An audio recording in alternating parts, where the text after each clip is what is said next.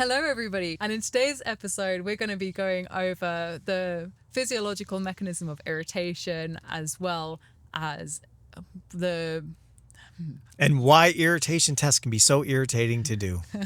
Yes, exactly. And yes, I'm starting now with my puns and they shall only continue. Fantastic. We look forward to them and hope you're not tired of them by the end. And yeah, then we'll go over also the common ways of testing for irritation and why maybe it isn't as big of a risk as people think it is. Hello and welcome to Bite-Sized Biocompatibility, the educational series focused on making the technical content of medical device biocompatibility digestible. My name is Leah Williams. Hi, and I'm Beau Rollins with Intrinsic Medical Group, and we're excited to take you along on this journey.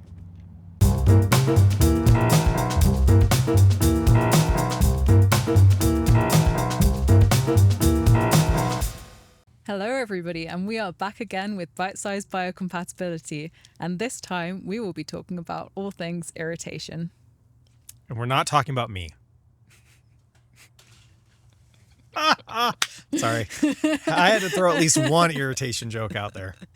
Well, hopefully they don't get too irritating throughout the duration of this. Oh no. This is a strong start. We're going to have fun today. Yes. Speaking of which, what is irritation? Other than finding people annoying.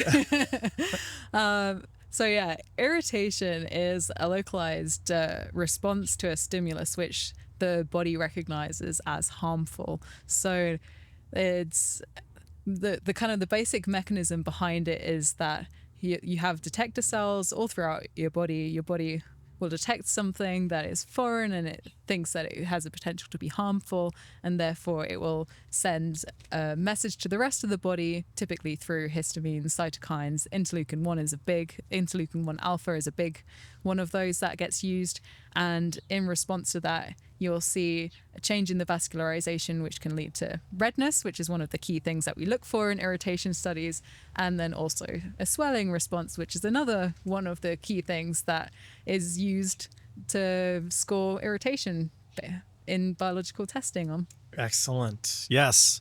Thankfully, it's a localized response. Mm-hmm. It's one of the things that I think comes up in our discussion. So with irritation, it is one of the big three that we often refer to in biocompatibility. It's required or to be evaluated as part of every device type. Mm-hmm. So it is something that every person doing biocompatibility will have to think about and address. But from a harm standpoint, thankfully, it's one of the least harmful of the concerns and harms and risks that we look at from biocompatibility perspective. It's very rarely something that actually you can say die from. Correct. And because it's localized, it also means that in most applications and uses, it's short term and can be mitigated by just removal. Yeah. So I guess like one of the questions is that why is there so much like value placed on that irritation study? Why do people push so hard to kind of make sure that you've really thoroughly evaluated that endpoint? And I think that really is down to the fact that it's a very common response seen with a lot of things, which is why we do look for it in everything, why it's part of one of those the big three. Oh, definitely. And we ask this question all the time as far as when we're on the standard sides and stuff, when we're trying to look into this, is why are we making, irritation as big of a risk that we are oftentimes? Should a device be refused submission because it has a slight irritation response?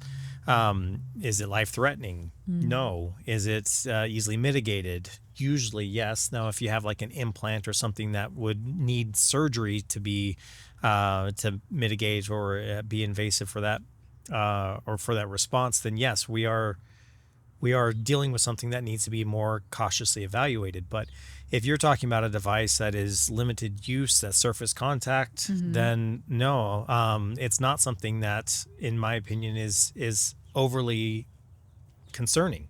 Yeah. But we have, as an industry, made it a very significant risk or harm to evaluate.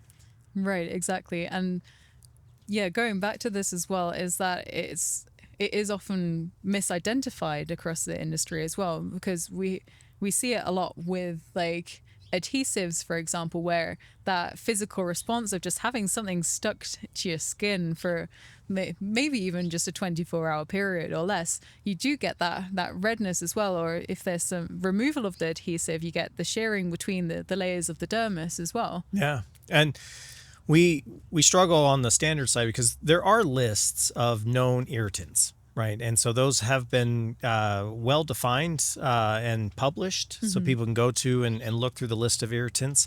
But you will see a lot of irritation responses more from application and use of devices that aren't derived from a chemical response, if that makes the most sense. So irritation is a fickle thing, because you can potentially, as you said, you see redness or swelling from all sorts of things. I can scratch my arm and I will see redness and swelling on my skin. It's not just that chemical response, it's also the physical response. And with the new -1 revision as well, the definition actually calls out the mechanical effects and in response to, I believe, particulates as well. Yeah.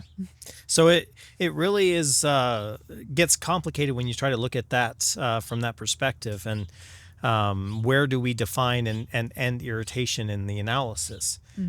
Because if it is one of those that, a patient has a strap from a carrying case for a device, if that strap is going to be rubbing on potentially skin and causing irritation, do we now need to evaluate that? Well, if it's from a physical wearing of it, is there anything we can mitigate from that? And is that something that even needs to be evaluated because it's a carrying case or strap?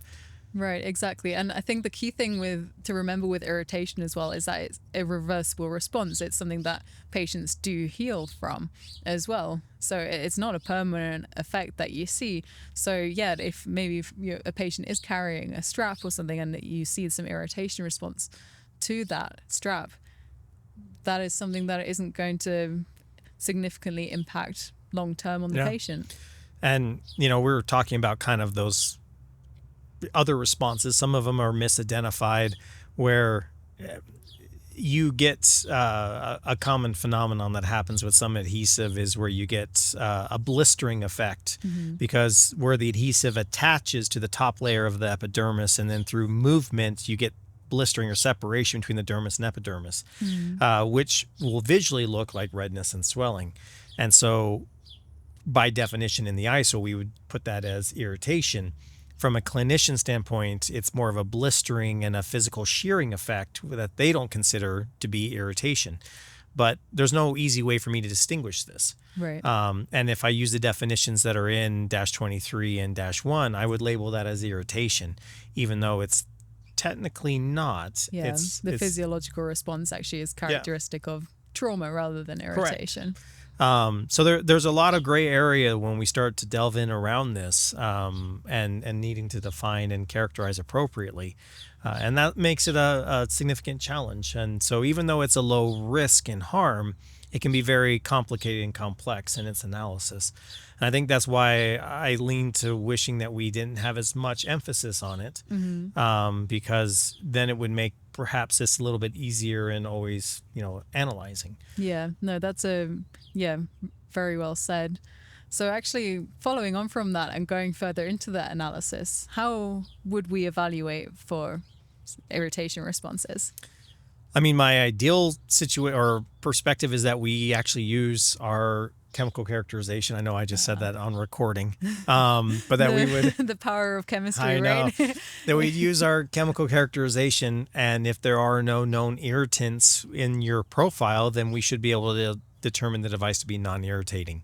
Absolutely, and this also involves that data generation data gathering part as well, where you are looking through the literature. If you've got you should know more or less what you're making your device from, right? So manufacturers as well, that this links into the greater mitigation of biological risk as well. Manufacturers aren't intentionally putting dangerous substances in there unless that dangerous substance has a function for that imparts some sort of therapy to the patient.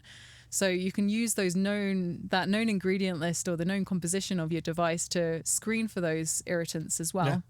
Well, quite a few of the irritants are actually acids, and the irritancy is more from a pH.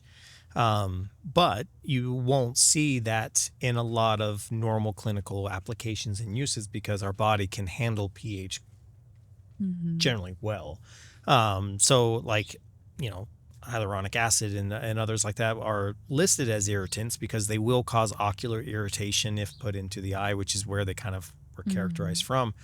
But from a dermal application, you generally aren't going to see any response. And so that's one of those where, yes, you can have that irritant, but is it even clinically irritant to your device? Yeah, exactly.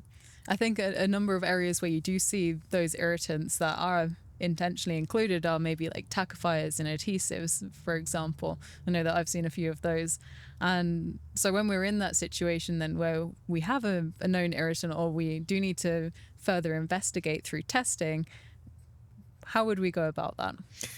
Well, I guess the easiest way to list is we have in vitro and in vivo. As far as in vitro, there's a few models that have been validated, the RHE methods. And then when we talk in vivo, we have intracutaneous and then primary skin irritation. You technically also have human patch testing if we really want to look at it. But generally speaking, that's not utilized in medical device testing. No, I don't think I've seen too much data from that. Although I believe that there is a project group in -1 at the moment working on how we can use clinical data and human data within the biological evaluation as well. So I think that is probably one of the best solutions for irritation is that if we could utilize clinician and complaint data, clinical reports to be able to specifically evaluate that redness and swelling. Yeah. And if it's there, then we could further analyze through some of these tests. But if there's no indication of that from those reports, then we shouldn't be driving into the fundamental tests. Yeah, and actually from like one of my previous companies that I worked at, this is something that manufacturers routinely do, is that human patch testing, especially if you're operating in the world where there's adhesives involved, for example. Yeah. So that data might already be available through volunteer studies. I was about to say that as well. Most manufacturers, people don't always seem to know this, but will execute those healthy human studies. Usually on voluntary employees. Well, usually on employees. Yes, as part of design and development, where they will Yeah. actually wear them around to see how they interact with the skin. And as with later on when we discuss sensitization and that, a lot of irritation responses can be, patient dependent. And so that's also where you can get slight variations in the results. But like I said, there is a list of well-characterized known irritants. They can be slight irritants or true irritants. Well, the types of chemistries known to result in irritation responses really is And well defined. that goes across the human population, right? Yeah, absolutely. And that's really where kind of like taking that information from your -18, your chemical characterization really plays into it as well in the screening. So I think if we want to talk a little bit about the different tests, right, let's start first with the in vivos because those are the more historical, ancient tests. And probably more widely accepted right now as well, Yes, unfortunately. unfortunately. So, I mean, the primary skin, as it sounds, it's where the device itself is applied to the skin. And it's pretty much a direct test and read. It's straightforward. It's only applicable for intact skin devices. Outside of that, you have one other test, the intracutaneous. This is utilized more often than any other irritation test, which is why we'll focus a little bit more on it. And then both of these are performed in the rabbit, right? Yes. Yeah. And then the intracutaneous is an extraction and then injection subcutaneously on the rabbit, looking for redness and swelling along it. It's been the gold standard for irritation tests for a long period of time.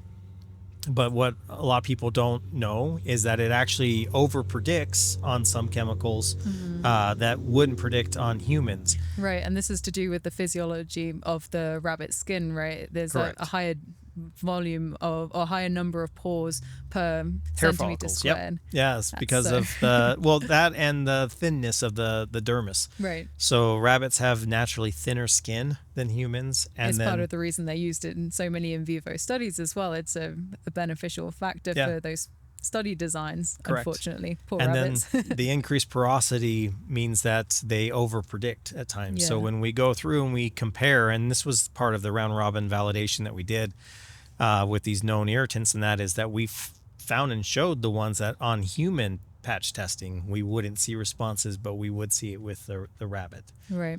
And some would say, well, hey, it's okay to overpredict, but if you're producing a device, you don't want to overpredict when you don't have When there is no a risk. Exactly. Yeah, it's all about bringing it back to that clinical risk and accurately representing that as well. Yep. And I'm really excited to be talking about the in vitro method today because I'm going to call him out here, but Beau was part of the team that developed this method within the ISO standards. I was fortunate to be part of the team that worked on the development of the in vitro assay. So it had been around for quite some time with pharmaceuticals and cosmetics, utilizing this in vitro assay to evaluate irritancy, derived from human foreskins that are taken from newborns, obviously from volunteer basis, and then cultured up into full thickness epidermis skin. And so they've been using these, and Kelly Coleman rightfully kind of questioned, why are we not utilizing this as well? And so kind of developed and pulled together a team with Wim de Jong and Audrey and several others, Christian and Helena. We all kind of pulled together to start working through on developing protocols for a medical device, the necessary controls and things to test, and ultimately to try to validate this for medical device use. The biggest question we had at the beginning was pharmaceuticals and cosmetics all use neat application to evaluate. We have a slurry. We have a comprehensive multi-material device. Extract-based, would it be applicable for extract-based testing? And so one of the interesting things is that we did derive it from the OECD method, but the OECD method is a very brief exposure period where the chemical and that will be put in contact with the cells before they're washed and then analyzed. With medical device, we increase that extraction and exposure period over 18 hours to be able to increase the exposure and therefore the sensitivity. Right. And that was intentionally done so that way the in vitro assay will be as sensitive as the intracutaneous method, because we didn't want to make one that just replaced primary because that's hardly used. No, the goal is the intracutaneous. So by increasing the exposure time on the human epidermis, we're able to create a method that is actually more sensitive than the intracutaneous method. Well, that sounds amazing. So from what I've understood is that the current status of it is that it's been validated. It's you have an overwhelming quantity of information and data supporting that actually it outperforms the traditional in vivo methods. What about regulatory acceptance? I do ask that question knowing it's a loaded one. So as of today, there are 393 markets for medical device registrations. 391 accept in vitro irritation. There are 2 that currently do not now. And those 2 is the FDA and Canada Health. And I'll just give Canada the bone here, and that's the only reason they don't is because they do what the FDA says. That's been their mandate or their policy for quite some time. They dissolved their expert group that worked with ISO and things, and basically from this point will do what the FDA does.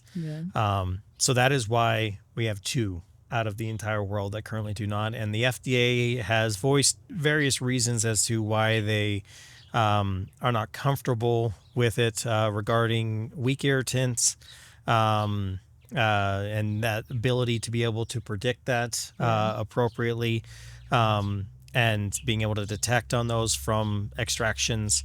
So that's usually where a lot of the questions, there's been various questions throughout that the working group 8's been working to resolve. And it's been a very ongoing, Kelly started this initiative back in 2011. We started forming and started actually doing everything in 2013, to which then we validated and submitted in 2013. So it has been 13 years of trying to work. Over 13 years. So over 13 years of trying to work with the FDA to resolve this. And I think our biggest frustration, and sorry if I'm going on so many tangents here, is that CEDAR, which is the group that works for pharmaceuticals and that accepts in vitro irritation, right? Yeah. Every organization within the FDA accepts in vitro irritation except for the CDRH that oversees medical devices. Yeah. And like I said, we are trying very hard to work through what concerns and issues that they have. Ultimately, I think our challenge is that the data is very confident and sure that the in vitro assay compares to human exposure perfectly. And from what I've understood it is that one of the concerns is seeing how and this is one of my frustrations with it, is how that in vitro assay actually compares with the in vivo test that is done, and how those two like talk to each other. And actually this is a frustration for me because we don't want to correlate between the in vivo and the in vitro test methods. We want to correlate to the human response, right? Correct. So I think something that you can do across industry now, and we touched upon it briefly in I believe it's the preparing for biological biocompatibility testing episode, is to get the dual data and go for the dual route of testing as well. So whenever you are running an in vivo study, make sure that you're running the in vitro next to it as well. Of course, if you have the financial resources and the sample resources for that. The FDA has asked for more and more dual data sets to be able to compare, just in hopes of seeing conflicting data between the rabbit and the in vitro so that they can further investigate why that's different. They really want to see those types of data sets, but as you can imagine, that's extremely hard to find. As you mentioned, we don't produce things from known irritants, generally speaking, and if we do have irritation, it's usually something like pH or other stuff that gets characterized at it. Oddly enough, the in vitro assay predicts, like with a pH change, much better than the rabbit, because the rabbit's getting injected with a pH, subcutaneously, which will cause a potential redness and swelling, where on the skin, on a full epidermis, it mitigates and handles that better, but that's clinically appropriate. No, thank you for that. That was really awesome. I think a question that I have then as well is that you can also check for, oh, hey, little ladybird. You can also check for other types of tissue interaction as well. So you can perform this study in other tissues as well, right? Not just the dermal. Yeah, so the validated ones currently for ISO on that is on epidermis skin. And then they're currently working, there's been a lot in Korea that's been working for an ocular for the markets and areas there. And obviously there's other tissue areas that we have to evaluate on mucosal side of things, whether it's penile or vaginal and oral. And so there are other cell lines that have already been developed for those that are utilized in other industries. In the med device, because of the hesitation around just our epidermis, there hasn't been a lot of push to really try to validate the other ones when we can't get epidermis to be accepted. Well, makes sense, right? if it's showing to be a dead end, then hopefully not a dead end. Those are the wrong words.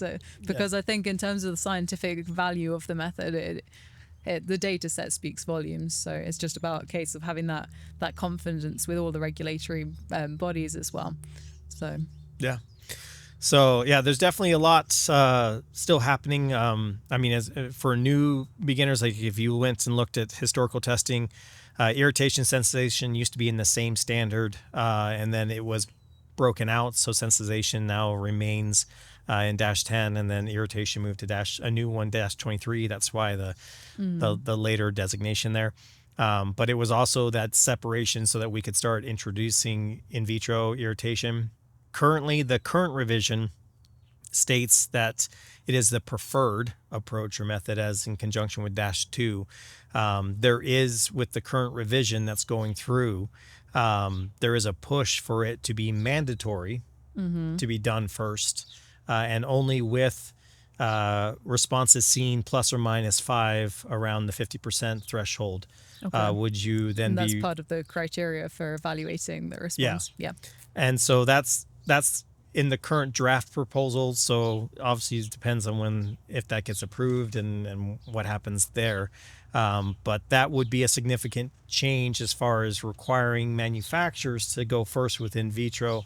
But once again, if you're submitting to the U.S. and the U.S. doesn't take, then you're now stuck doing dual data as part of ISO compliance.